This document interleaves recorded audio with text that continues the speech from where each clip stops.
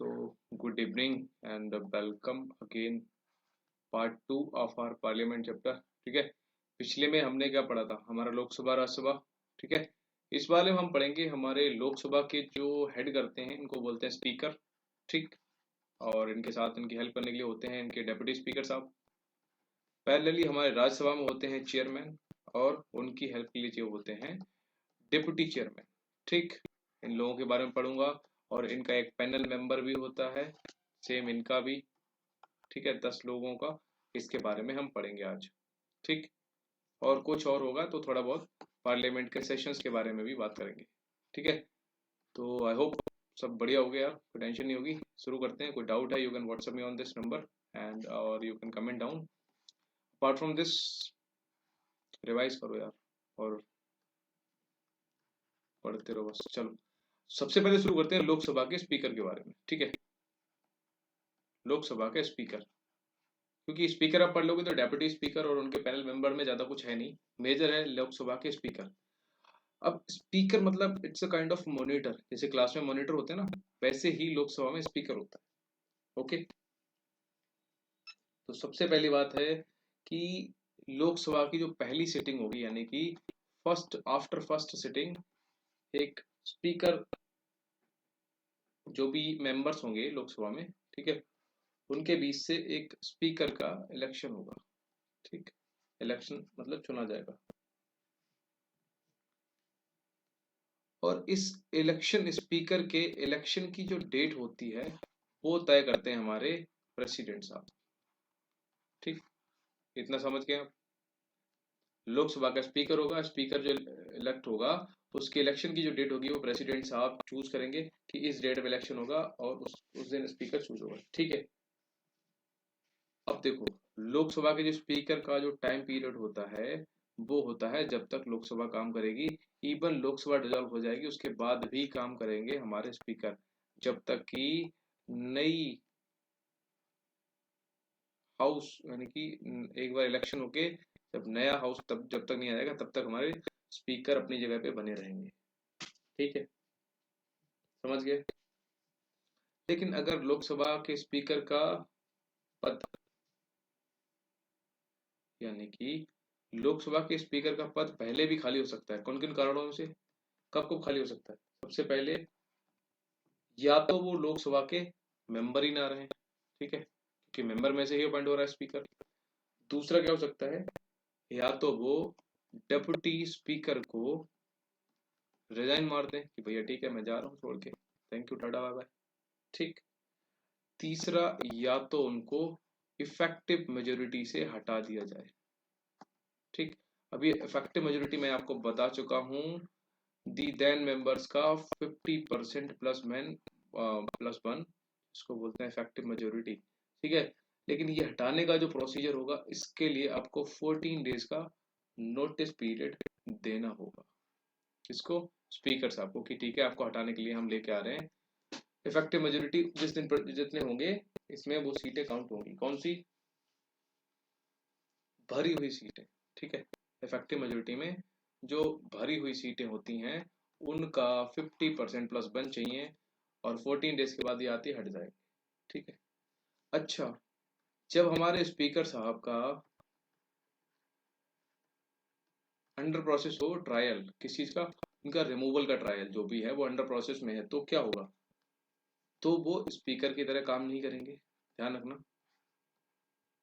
लेकिन स्पीकर नहीं बनेंगे, स्पीकर वाला काम इनको नहीं होगा, बट चूंकि स्पीकर बनने से पहले वो एक मेंबर ऑफ पार्लियामेंट भी हैं, तो वो सेशन में, यानी कि हाउस में, यानी कि लोकसभा में उनके पास राइट टू क्या होगा, स्पीक, बोलने का अधिकार होगा।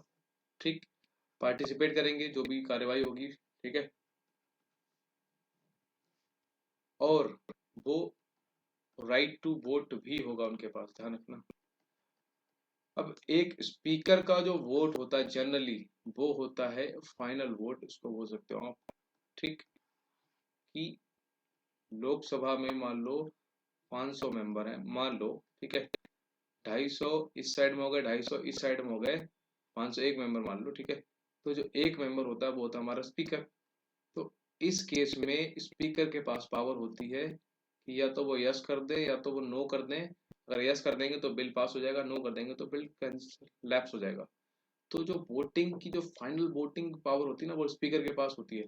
लेकिन अगर स्पीकर पे ट्रायल चल रहा हो कि ठीक है स्पीकर को हटाने का ट्रायल चल रहा है, तो स्पीकर चूंकि स्पीकर की तरह बैठा ही नहीं है, वो एक नॉर्मल मेंबर की तरह हाउस हाउस में बैठा है, यानी कि वो लोकसभा में सिर्फ बोल रहा है, पार्टिसिपेट कर रहा है, और एक नॉर्मल इंसान की तरह, जैसे ये 250 लोगों ने वोट दिया, इधर 250 ने, तो इनकी तरह वोट देगा। जो फाइनल जजमेंट वाला वोट है ना एक, वो वोट नहीं होगा इसके पास, ठीक, जब रिमूवल का प्रोसेस होगा।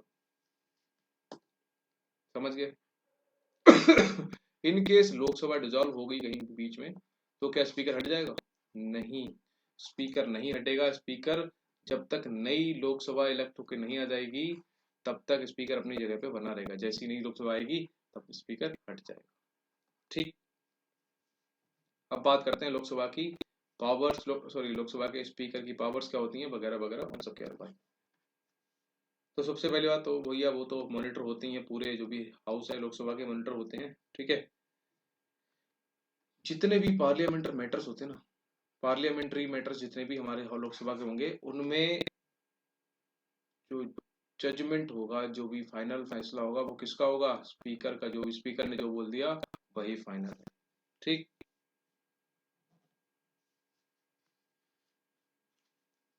लोकसभा की स्पीकर को जो पावर मिलती है, ध्यान रखना ये क्वेश्चन पूछा गया है, 3 सोर्सेज से इनको पावर मिलती है, ठीक। कौन कौन से? नंबर 1 है हमारे कॉन्स्टिट्यूशन ऑफ इंडिया से पावर मिलती है, ठीक। पावर नहीं बोल सकते हो, आप बोल सकते हो कि इनकी ड्यूटी, ठीक,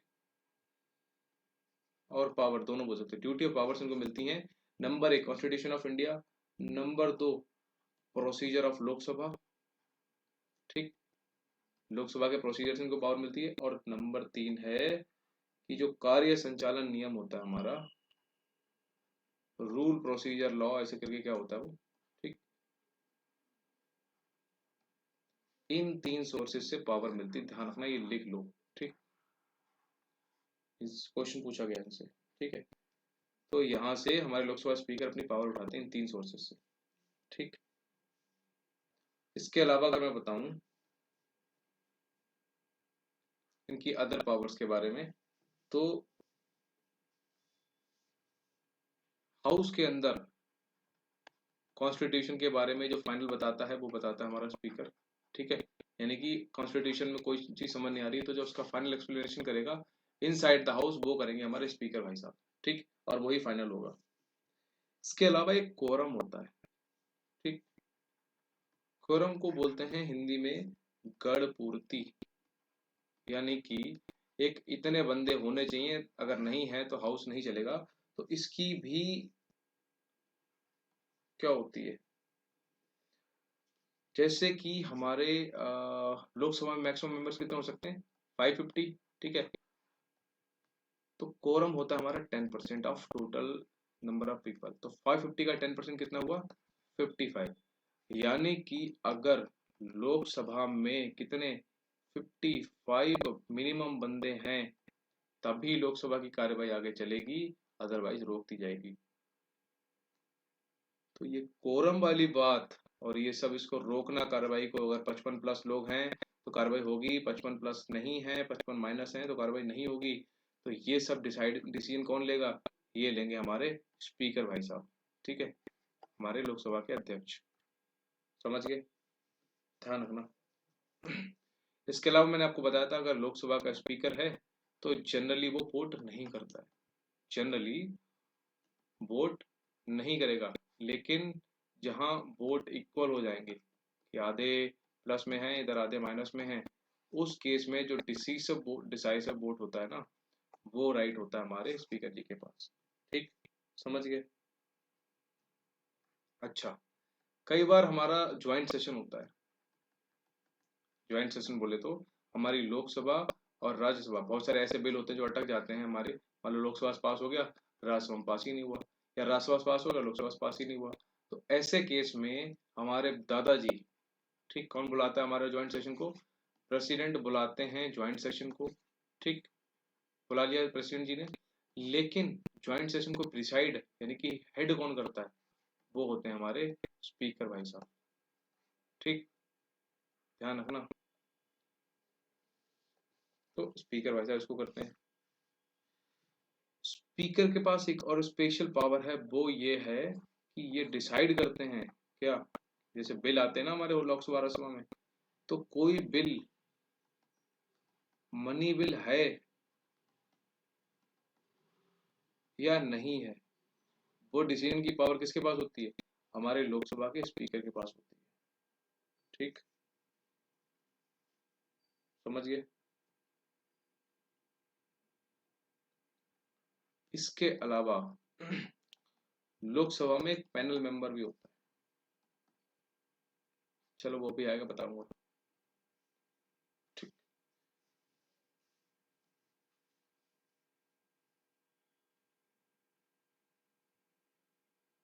समझ गए। अच्छा, लोकसभा के स्पीकर को रिमूवल वाला जो मैंने प्रोसेस बताया था, उसमें एक चीज ऐड कर लेना। रिमूवल में क्या था, एक तो था 14 डेज का नोटिस, ठीक, दूसरा था इफेक्टिव मेजोरिटी। ये दो प्रोसीजर हैं आपके, पता है। लेकिन जो 14 डेज का नोटिस होगा ना, उसके लिए हमें जो प्रपोजल होगा उस पे 50 मेंबर्स का क्या चाहिए होगा, सपोर्ट चाहिए होगा। ध्यान रखना, ये मैं बताना भूल गया था। 50 मेंबर्स का सपोर्ट चाहिए, उसके बाद ये 14 डेज का नोटिस भेज सकते हैं, और फिर इफेक्टिव मेजोरिटी से उनको हटा सकते हैं, फिर नहीं हटाएंगे, वो तो डिपेंड करेगा तो भी है। ठीक,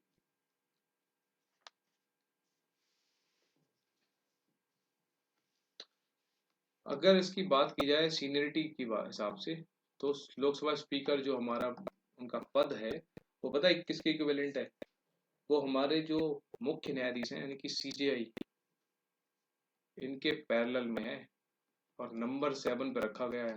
स्पीकर साहब आते हैं, ठीक है, यानी कि पीएम या डेप्यूटी पीएम तो है ही नहीं अभी, इनको छोड़ दें तो जो कैबिनेट में टॉप मोस्ट मिनिस्टर होते हैं ना, उनमें ये लोकसभा स्पीकर आते हैं हमारे। ठीक, ऐसी ही सीनियरिटी इनकी, समझ गए। तो ये तो था हमारे स्पीकर साहब के बारे में सब कुछ। अब बात करते हैं हमारे डेप्यूटी स्पीकर, यानी कि स्पीकर के नीचे जो काम करते हैं वो होते हैं हमारे डेप्यूटी स्पीकर। ध्यान रखना नाम से ये, अब इसका मतलब ये नहीं कि वो स्पीकर के डायरेक्टली नीचे काम करते हैं, नहीं। ठीक है, अब देखो ये हुआ था प्रोविजन की ये ऑलवेज चूज होंगे कहाँ से, फ्रॉम ऑपोजिशन पार्टी। ठीक, ऑपोजिशन पार्टी से होना चाहिए, और ये डिसाइड हुआ था 11 नवंबर की जब लोकसभा हमारी स्टार्ट हुई थी उसमें। लेकिन ऑपोजिशन पार्टी से होने के लिए एक वो भी चाहिए, वो क्या होगा मैं बताऊंगा। चलो, तो डेप्यूटी स्पीकर को मैं आपको ऐसे ही बताऊं, तो जैसे स्पीकर का जब इलेक्शन हो जाता है, तो स्पीकर के इलेक्शन की डेट किसने तय की थी सबसे पहले, प्रेसिडेंट जी ने। प्रेसिडेंट इलेक्शन डेट तय की, और लोगों ने आपस में ही सिलेक्ट किया कि ठीक है इनको स्पीकर बनाते हैं, स्पीकर बन गए। अब स्पीकर तय करेंगे क्या, इलेक्शन की डेट, किसके इलेक्शन की, डेप्यूटी स्पीकर की डेट, इलेक्शन की स्पीकर तय करेंगे। ठीक,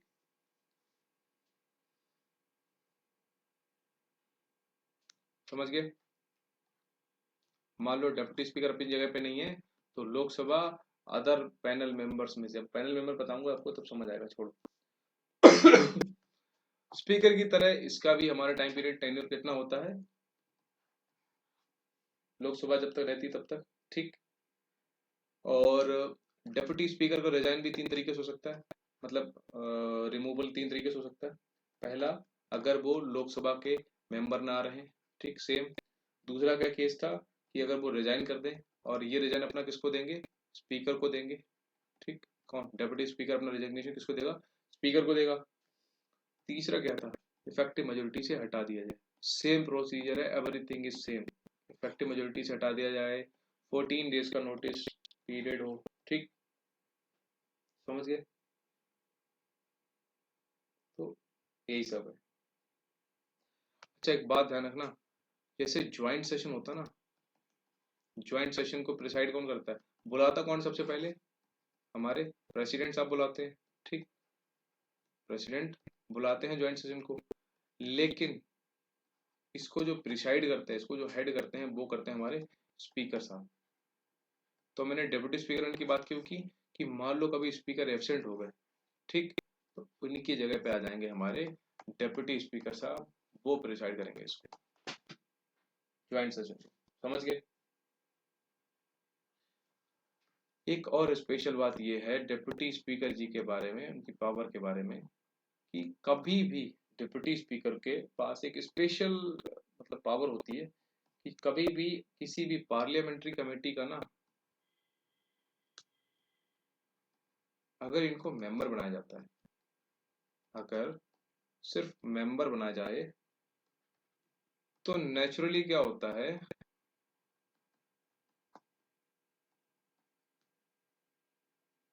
ये उसके हेड बन जाते हैं।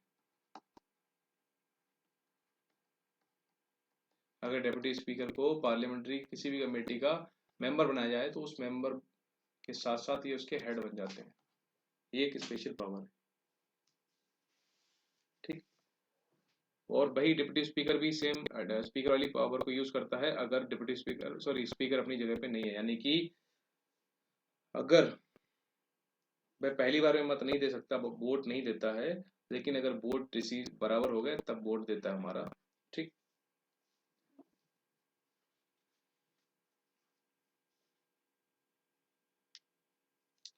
और मान लो जब स्पीकर हमारे अवेलेबल हैं कहाँ, लोकसभा में, तो डिप्टी स्पीकर का क्या रोल होगा?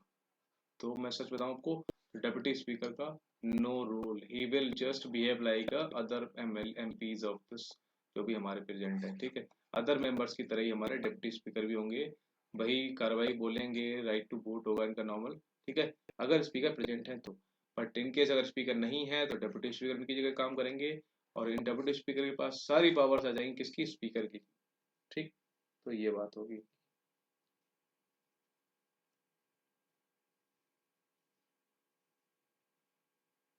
ओके, अब बताता हूँ मैं आपको लोकसभा का पैनल मेंबर्स के बारे में।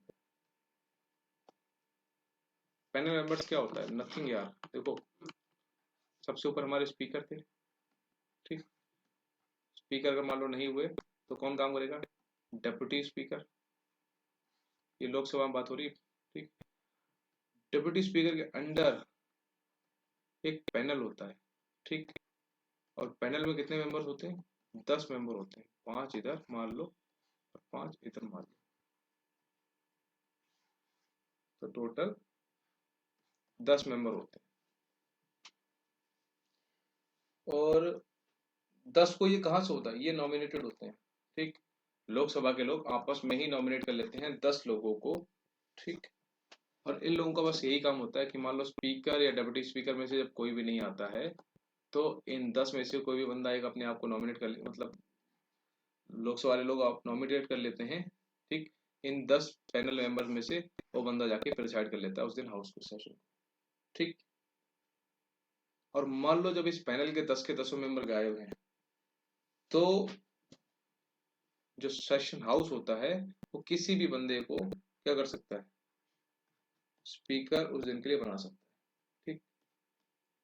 लेकिन अगर मैं आपको बताऊं, एक ऑप्शन इसमें एक डाउटफुल केस रहता है कि इन केस स्पीकर या डेप्यूटी स्पीकर इनकी सीट वैकेंट है, एक होता है एब्सेंट, एक होता है वैकेंट, तो अगर एब्सेंट है तब तो जो पैनल मेंबर हैं वो उनमें से कोई भी बंदा एक काम कर देगा, लेकिन इनकेस उनकी सीट वैकेंट है, खाली है, सीट खाली है, रिजाइन हो सकता है, रिमूवल हो सकता है, कुछ भी हो सकता है, उस वजह से एब्सेंट नहीं है, सीट ही खाली है, तो इस केस में क्या होगा? इस केस में प्रेसिडेंट के पास पावर है, ठीक है, इस केस में ये हाउस वाले लोग अपने आप अपॉइंट नहीं करेंगे, इस केस में प्रेसिडेंट किसी को अपॉइंट करेंगे, वो कार्रवाई कराएगा, और फिर इलेक्शन कराया जाएगा एसएप, जितने जल्दी हो सकता है उतनी जल्दी इलेक्शन करा के हमारे स्पीकर और डिप्टी स्पीकर को फिर से इलेक्ट किया जाएगा। समझ गए? तो ये तो हो गया हमारे इनके बारे में। अब बात करते हैं, एक होता है प्रो टर्म स्पीकर का, टर्म आपने सुना होगा, प्रो टर्म स्पीकर, ये जस्ट कुछ नहीं होता, मैं आपको ऐसे बता देता हूँ। कोई नई लोकसभा जब बन के आती है ना, जब नई लोकसभा आई है तो उसको प्रिसाइड कौन करेगा?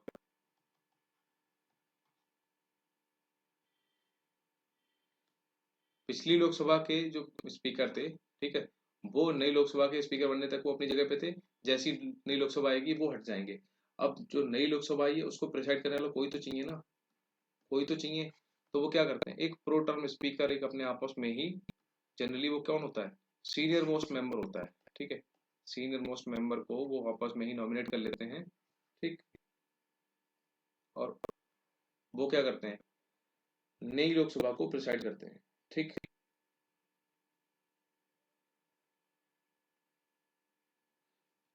वैसे प्रोटम स्पीकर का यूज क्या है, मेन इनका काम होता है ओथ दिलवाना, ठीक। किसको, मेंबर्स को। और स्पीकर के जो इलेक्शन है उसको हेल्प करते हैं, स्पीकर के इलेक्शन कराने में हेल्प करते हैं। बस मेन काम है प्रोटम स्पीकर का इतना, समझ गए। ये तो हो गया हमारा इस लोकसभा के स्पीकर के बारे में। अब हम बात करते हैं राज्यसभा के चेयरमैन के बारे में, ठीक। आप लोगों को ब्रेक लेना ले लो, मैं भी बस पानी पी लेता हूँ, बाकी चलते हैं, एक सेकंड। चलो एक काम करता हूँ, मैं फालतू का ड्रामा कर रहा हूँ। राज्यसभा का चेयरमैन और जो हमारे डेप्यूटी चेयरमैन होंगे, मैं इनको एक ही वीडियो में, मतलब एक ही स्लाइड में खत्म करता हूँ। देखो कैसे करता हूँ, आई होप आपको समझ आया है, बट ठीक है ट्राई करते हैं। देखो, जो राज्यसभा का चेयरमैन चेयरमैन होगा वो होता है हमारा वाइस प्रेसिडेंट ऑफ इंडिया। सबसे पहली बात, यानी कि वो राज्यसभा का मेंबर नहीं होता है, ध्यान रखना, ठीक। पहला कंडीशन ये हो गया। डेप्यूटी चेयरमैन होता है, ये होता है हमारा मेंबर ऑफ राज्यसभा का मेंबर, ये बंदा होता है। पहला कंडीशन आपको पता लग गया। दूसरा, ये कैन बी रिमूव्ड, ठीक, मतलब इसको रिमूव किया जा सकता है, लेकिन कब, जब वाइस प्रेसिडेंट के पद से ही हटा दिया जाए। जब वाइस प्रेसिडेंट के पद से हटा दिया जाएगा तो he will be removed from the Rajya Sabha के चेयरमैन के पद से, ठीक।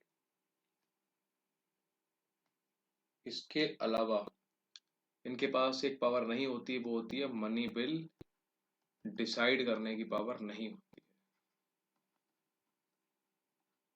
पहली ये होगी, पहली होगी। दूसरी, जैसे ज्वाइंट सेशन मैंने आपको बताया था ना, लोकसभा में ज्वाइंट सेशन लोकसभा राज्यसभा होता है, उसको कौन प्रिसाइड करता है, स्पीकर। स्पीकर नहीं तो डेप्यूटी स्पीकर। अब मान लो डेप्यूटी स्पीकर भी नहीं है, तो क्या राज्यसभा के चेयरमैन करेंगे, नहीं। ध्यान रखना, ज्वाइंट सेशन को ये नहीं करते। अगर डेप्यूटी स्पीकर नहीं है तो डेप्यूटी चेयरमैन के पास पावर है ज्वाइंट सेशन को वो करने की, हेड करने की, चेयर करने की, समझ गए। अगर चेयरमैन एब्सेंट होता है तभी डेप्यूटी चेयरमैन काम करता है, ठीक है। एब्सेंस ऑफ चेयरमैन, तो deputy chairman will work as a chairman, ठीक। इनके पास कास्टिंग वोट की पावर होती है, यानी कि वही पावर, फाइनल वोट, ठीक। इसके अलावा रिमूवल प्रोसेस सेम है इनका, ठीक। इफेक्टिव मेजोरिटी से हटाया जाएगा इनको भी, 14 डेज का नोटिस चाहिए, ठीक। ये सब। और मान लो इनका रिमूवल का प्रोसेस अगर चल रहा है राज्यसभा में, तो ये कहाँ बैठ सकते हैं, यस, ये बैठ सकते हैं, स्पीक कर सकते हैं, बोल सकते हैं, पार्टिसिपेट कर सकते हैं जो भी कार्यवाहियां हो रही हैं राज्यसभा में, बट इनका राइट टू वोट नहीं होगा, just like speaker and deputy speaker. क्यों, क्योंकि he is not a member of Rajya Sabha. ध्यान रखना, जो हमारे चेयरमैन ऑफ राज्यसभा होते हैं ये राज्यसभा के मेंबर नहीं होते हैं, बहुत इंपॉर्टेंट पॉइंट है। हमें कई बार इस पर कंफ्यूजन होता है, but please make sure the chairman of Rajya Sabha is not a member of Rajya Sabha, ध्यान रखना। Deputy chairman, yes, he is a member of Rajya Sabha, ठीक है, और he is directly responsible to Rajya Sabha actually.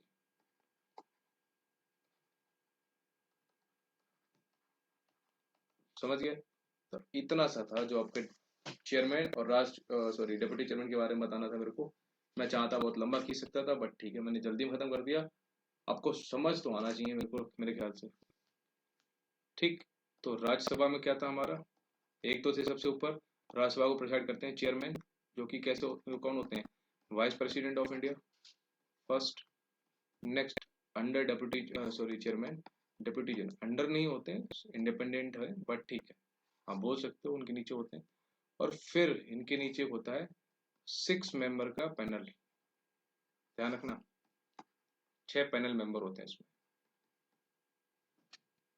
Important है ये। हमारे लोकसभा में कितना पैनल मेंबर था? 10, लेकिन राज्यसभा में कितना है?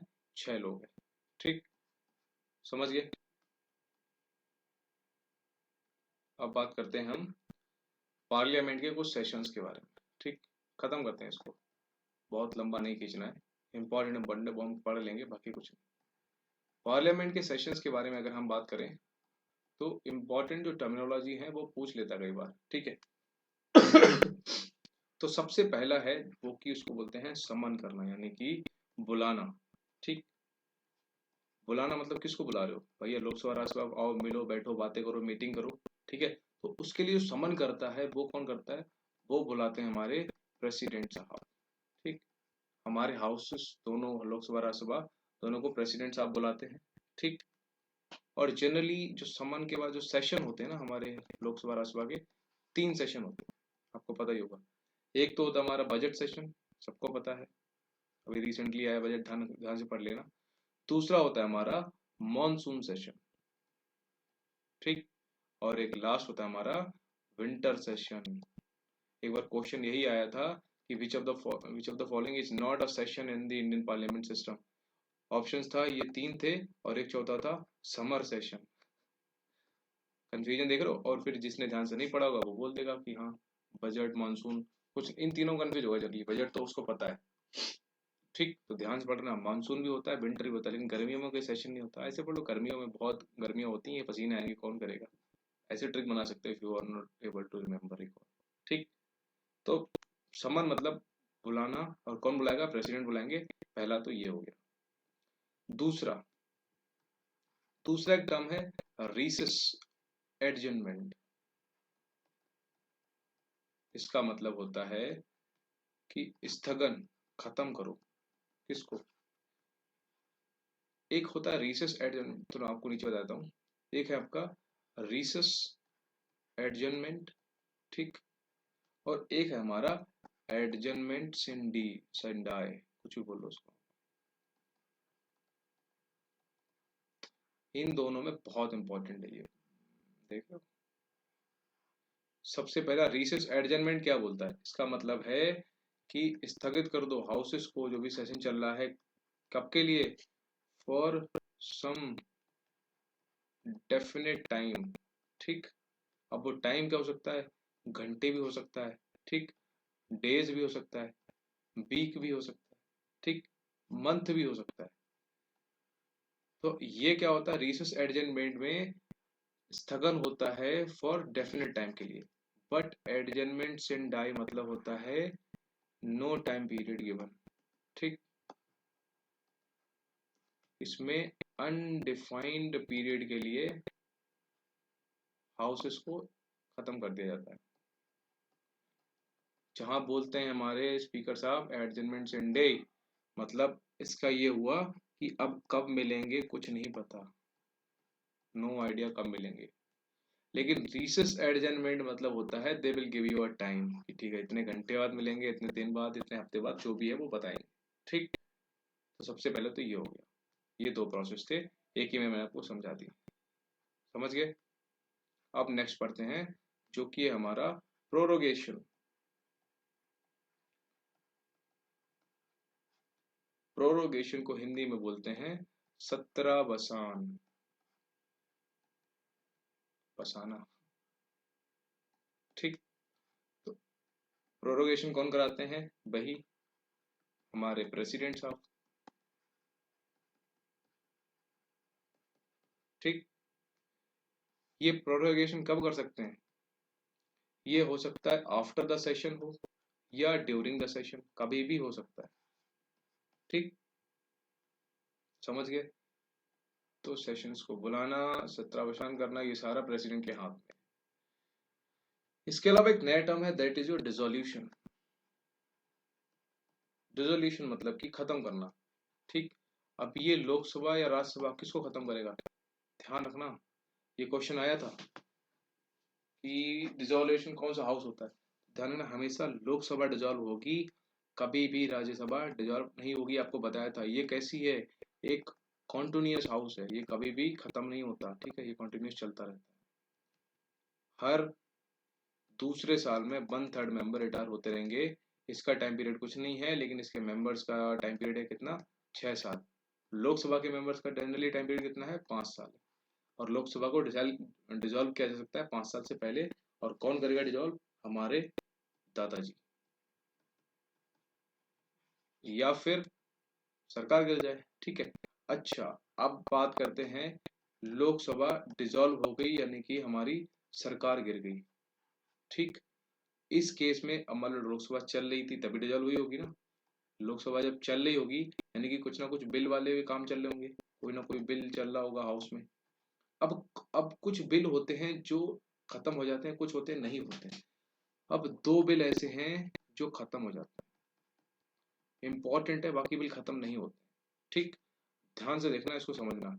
अब चूंकि देखो लोकसभा डिसॉल्व हो रही है यानी कि लोकसभा की पावर खत्म हो रही है, तो वो बिल खत्म हो जाएंगे जहां पर लोकसभा का रिलेशन डायरेक्टली और इनडायरेक्टली है। तो बिल नंबर 1 जो खत्म हो जाता है वो है कि कोई बिल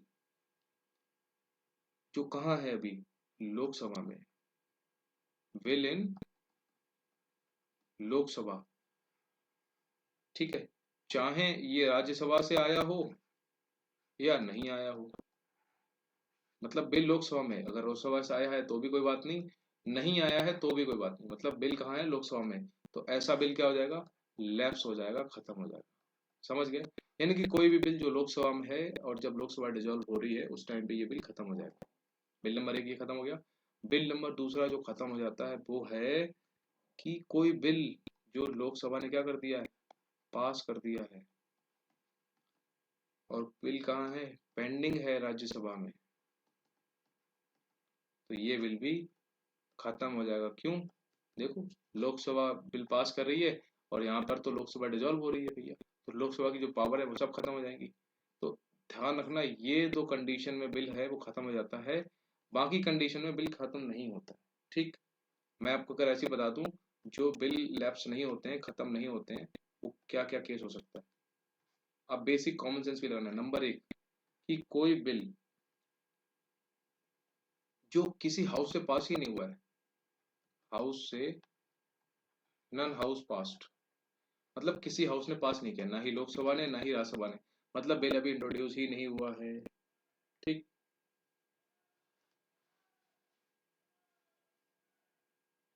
तो वो बिल लैप्स नहीं होगा ऑब्वियसली, ठीक, यानी कि जब नई लोकसभा आएगी तो दोबारा बिल इंट्रोड्यूस, मतलब बिल इंट्रोड्यूस होगा और पास हो जाएगा। या फिर कोई बिल ऐसा है जो पेंडिंग है, कहाँ, राज्यसभा में, लेकिन वो लोकसभा से पास नहीं हुआ है, नॉट पास्ड फ्रॉम लोकसभा। तो भैया लोकसभा ने अगर उसको टच ही नहीं किया है और लोकसभा डिसॉल्व होगी तो क्या फर्क पड़ता है, ये बिल राज्यसभा से कोई शुरू हुआ है, लोकसभा पहुंचा ही नहीं है, कोई बात नहीं, लोकसभा खत्म हो गई, खत्म हो जाए, नई लोकसभा आएगी तो ये जो पेंडिंग बिल है नई लोकसभा में जाएगा, और यहाँ से ये बिल प्रेसिडेंट के पास जाएगा और फिर ये बिल बन जाएगा, खत्म। समझ गए, तो ये बिल खत्म नहीं होगा। या फिर कोई ऐसा बिल है जो दोनों हाउस से पास हो गया है, ध्यान रखना, दोनों हाउस से पास हो गया, यानी कि लोकसभा से भी प्लस राज्यसभा से भी, तो ये बिल अब प्रेसिडेंट जी के पास है, मान लो, तो वो खत्म नहीं होगा। क्यों, क्योंकि अगर सिर्फ लोकसभा से पास हुआ होता तो खत्म हो जाता, लेकिन इसमें राज्यसभा की भी पावर है, एसेंट है, इसलिए बिल खत्म नहीं होगा, ठीक। फिर वही बात है, दोनों हाउस से कोई बिल पास हो गया, लोकसभा राज्यसभा, प्रेसिडेंट के पास भी पहुंच गया, लेकिन प्रेसिडेंट ने रिकंसिडरेशन के लिए भेज दिया दोनों हाउसेस के पास, तो ऐसा बिल क्या होगा, वो भी खत्म नहीं होगा। क्यों, क्योंकि जब ये प्रेसिडेंट रिकंसिडरेशन के लिए भेजेंगे तो सिर्फ सिर्फ उनको राज्यसभा मिलेगी, लोकसभा होगी नहीं क्योंकि वो डिजॉल्व हो चुकी है। तो कोई बात नहीं, जब नई लोकसभा आ जाएगी तो उसमें ये बिल दोबारा इंट्रोड्यूस हो जाएगा, पास होकर दोबारा आ जाएगा प्रेसिडेंट के पास, तो ऐसे बिल लैप्स नहीं होते। बस आप वो 2 याद रख लो कंडीशन, ठीक, बाकी आपको याद रखने की रिक्वायरमेंट है नहीं, सही। कोरम तो आपको बता ही चुका हूं मैं,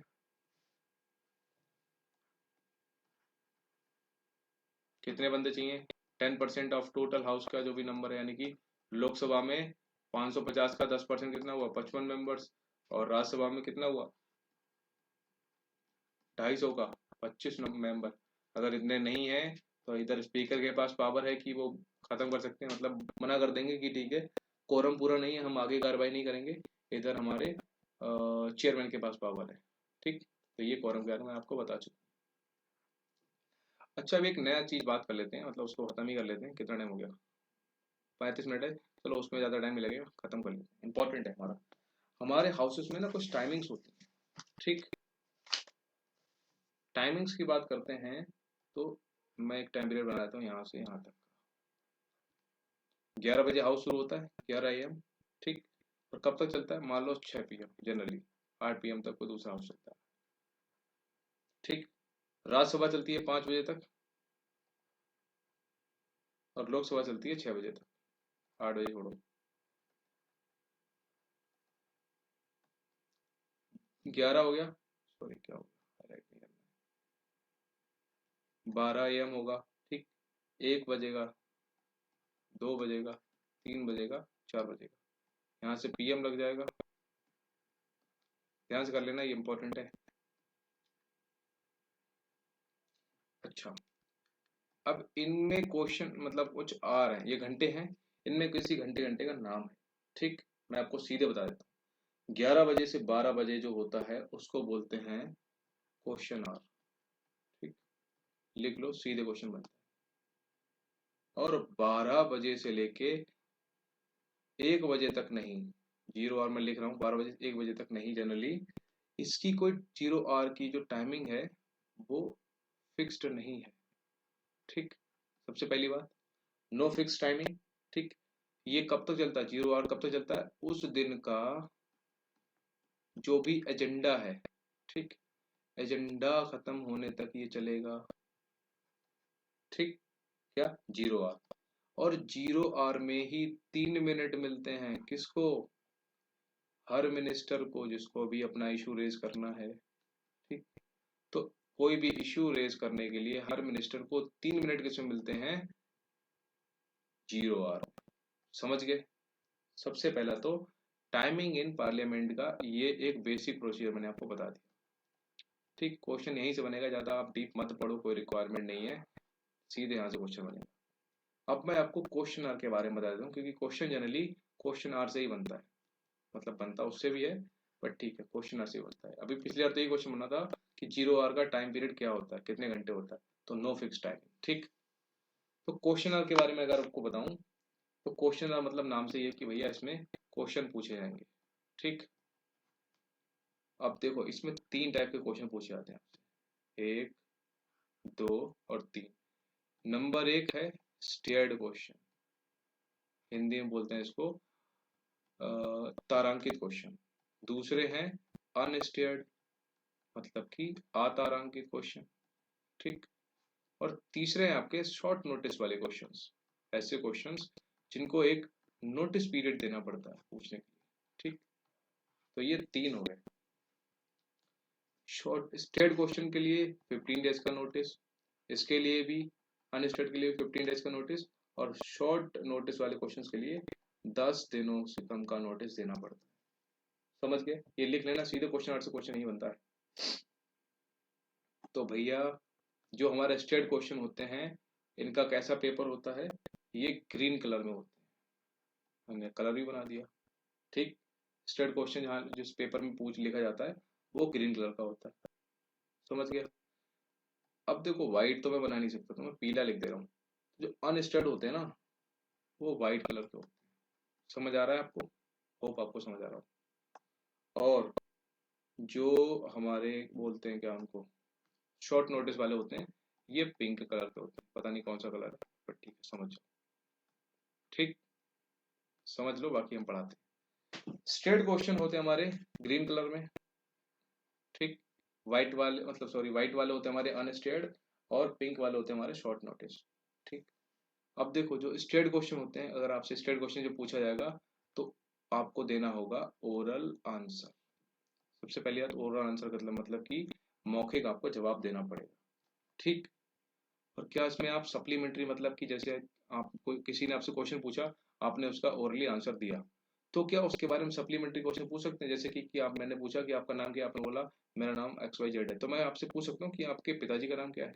यस, स्टेयर्ड क्वेश्चन में आप मैक्सिमम कितने 20 supplementary questions you can ask. Got it? कितने? मैक्सिमम 20 सप्लीमेंट्री क्वेश्चंस आप पूछ सकते हो। ठीक, अब बात करते हैं अनस्टेयर्ड। अनस्टेयर्ड क्वेश्चन में आपको जो आंसर देना होता है वो ओरल नहीं, पहली बात वो आपको रिटन आंसर देना है। ठीक, अब आप रिटन आंसर दे रहे हो तो उसका आप कोई सप्लीमेंट्री क्वेश्चन नहीं पूछ सकते, यानी कि नो सप्लीमेंट्री क्वेश्चंस अलाउड। ठीक, लेकिन इसमें मैक्सिमम क्वेश्चन पूछे जा सकते हैं, इसमें मैक्सिमम क्वेश्चन पूछे जा सकते हैं, वो है 230 मैक्सिमम क्वेश्चन हो सकते हैं। लेकिन कौन से ये मैक्सिमम क्वेश्चन? भैया जो पूरी सिटिंग में होंगे, होल सिटिंग में मैक्सिमम क्वेश्चन आप 230 ही पूछ सकते हो, अनस्टेयर्ड क्वेश्चन से रिलेटेड वाले। ठीक, ये इंपॉर्टेंट प्रोविजन मैं बता रहा हूँ, बहुत इंपॉर्टेंट है। ठीक, अब बात करते हैं शॉर्ट नोटिस वाले। तो इनको भी आपको जवाब कैसे देना होगा? ओरली, आपको ओरली इनका जवाब देना होगा। और इनका जवाब जनरली आप कब देते हो? After question hour. ठीक, इनका तो देखो क्वेश्चन आज जब चल रहा है, आपसे क्वेश्चन पूछा गया, आपने ओरली उसका आंसर दे दिया और सप्लीमेंट्री क्वेश्चन का भी आंसर दे दिया, तो ये इस क्वेश्चन आवर में हो गया। सेम ये भी क्वेश्चन आवर में हो गया। ठीक, लेकिन आफ्टर क्वेश्चन आवर जनरली आप जवाब देते हो किसका? शॉर्ट नोटिस वाले को। क्यों? क्योंकि आपको नोटिस दिया गया और शॉर्ट नोटिस वाले क्वेश्चन ऐसे होते हैं, थोड़ा सा डेट आपको चाहिए होगा वगैरह वगैरह, इसलिए। और शॉर्ट नोटिस वाले कौन क्वेश्चन आपसे पूछ सकता है? ये आपसे प्राइवेट मेंबर या फिर मिनिस्टर दोनों पूछ सकते हैं। ठीक, लेकिन ये जो दोनों थे, ये वाले क्वेश्चन सिर्फ आपसे हमारे मिनिस्टर लोग ही पूछ सकते हैं और कोई नहीं, ओनली मिनिस्टर के लिए अलाउड है। समझ गए? तो ये तो था हमारा टाइमिंग इन पार्लियामेंट क्वेश्चन। समझ में आया आपको यहाँ तक? 42 मिनट हो गए। अब मैं इसको खत्म करता हूँ इस वीडियो को। नेक्स्ट वाली में मैं आपको बताऊंगा कि भैया बिल्स वगैरह के बारे में, वगैरह वगैरह बाकी चीजें। एक एक वो आ रहा था, उसका नाम है लेम डक सेशन। एक कॉन्सेप्ट रह गया था। अरे ये कुछ नहीं है, lame duck session is just nothing. जो नई लोकसभा होगी ना हमारी, नई लोकसभा में से पहले वाला हो गए, नई लोकसभा से पहले और लास्ट सेशन किसका? Of old Lok Sabha.